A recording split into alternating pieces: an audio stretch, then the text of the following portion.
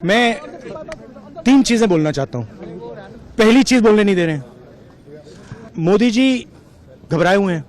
आपने देखा जो ट्रेड डील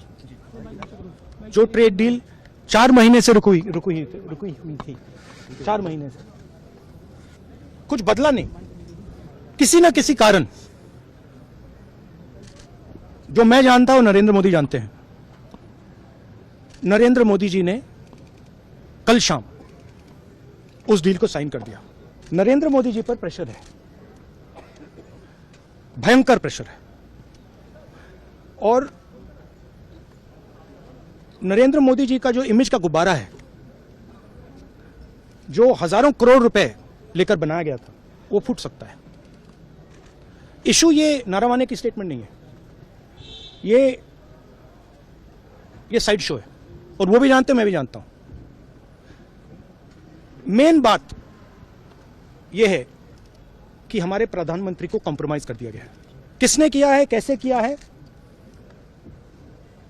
यह हिंदुस्तान की जनता को सोचना है। मगर इतिहास में पहली बार, हिस्ट्री में, एलओपी को प्रेसिडेंशियल एड्रेस में नहीं बोलने दिया। बट यह आप समझिए, और हिंदुस्तान के जो किसान हैं, आप सब समझिए कि इस ट्रेड डील में आपकी मेहनत को, आपके खून पसीने को नरेंद्र मोदी जी ने बेच दिया है। और वो इसलिए बेचा है क्योंकि कॉम्प्रोमाइज्ड है। सिर्फ आपको नहीं बेचा है, देश को बेचा है। इसलिए मुझे वहां नहीं बोलने देना है। नरेंद्र मोदी जी डरे हुए हैं